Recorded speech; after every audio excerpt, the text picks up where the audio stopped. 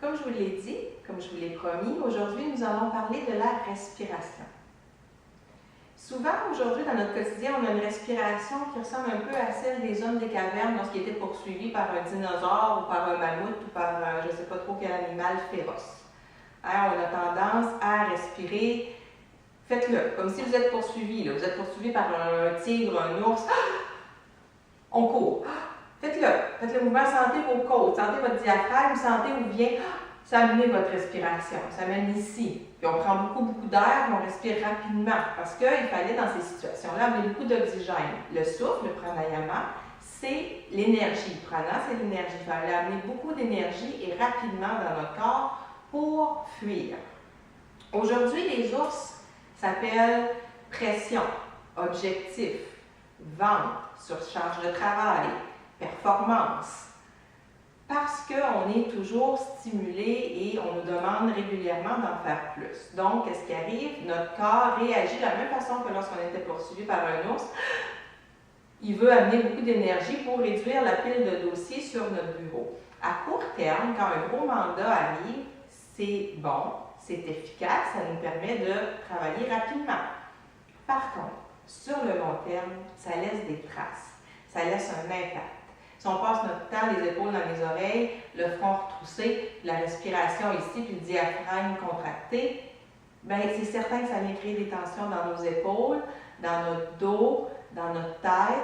Ça vient faire en sorte que quand on se couche le soir, on est encore comme ça, puis on dort moins bien, on a des problèmes d'insomnie, d'angoisse, et l'esprit est toujours agité.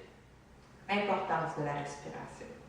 Juste le fait de vous en parler, juste le fait que vous en preniez conscience, ça fait automatiquement que vous voulez l'ajuster ou la calmer. Donc, je vais vous inviter le plus souvent possible à arrêter de fuir l'ours et à essayer d'être comme quelqu'un qui voit le soleil et qui est extrêmement heureux. Donc, ouvrez le cœur, souriez. Lorsqu'on sourit, tout se détend. Faites-le. Souriez, exagérez un sourire et sentez automatiquement qu'est-ce qui se passe dans votre poitrine. Où est-ce que l'air vient? Elle descend automatiquement plus bas. Donc, essayez d'amener plus de soleil et moins d'ours dans votre vie, dans votre quotidien.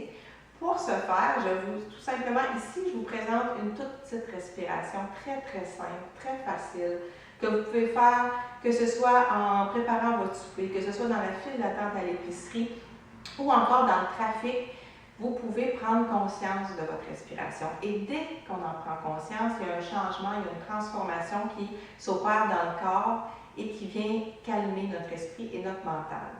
Donc, je vous demande tout simplement puis je vais vous mettre une autre, dans le bas là, de la vidéo, vous allez avoir un autre lien pour une respiration un peu plus complexe qui s'appelle la Anuloma Ujjayi, qui sert vraiment à calmer l'esprit, qui sert vraiment à détendre le corps, à apporter une grande détente. C'est une très bonne respiration à faire avant de se coucher pour les gens qui ont des problèmes d'insomnie.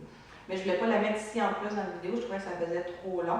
Donc ici, je vous invite tout simplement à fermer encore vos yeux. C'est sûr que si vous êtes dans le trafic, là, vous ne fermerez pas vos yeux, mais vous faites la même chose, vous prenez conscience de votre respiration. Déposez doucement vos mains sur vos cuisses. Essayez d'apaiser votre dos, le garder droit, mais les épaules détendues. Et faites juste observer l'air qui entre et qui sort de vos narines.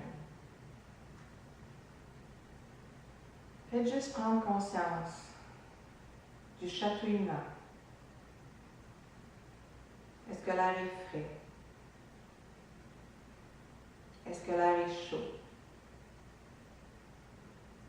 Est-ce que vous avez l'impression qu'il en entre plus d'un côté que de l'autre? Est-ce que ça sort plus d'un côté que de l'autre? Jusqu'où sentez-vous l'air entrer et ressortir? De quelle façon vous le sentez ressortir? Est-ce que vous sentez chatouiller sur le haut de votre lèvre? Observez votre souffle. Je vous invite tout simplement à continuer l'exercice, à sourire et à le faire le plus souvent possible dans votre quotidien.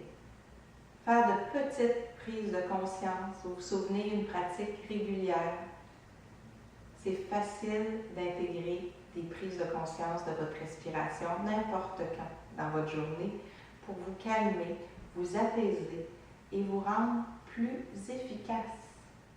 Quand je dis que j'aide les gens stressés à ajouter des gestes concrets pour avoir un quotidien calme mais actif, parce qu'on n'a pas le choix, il faut être actif. On a plein de choses à faire, plein de situations à gérer, mais on veut le faire en étant bien, en étant heureux et en ayant une respiration calme, parce qu'une respiration calme va nous permettre de voir clair dans notre vie et de faire nos tâches avec efficacité.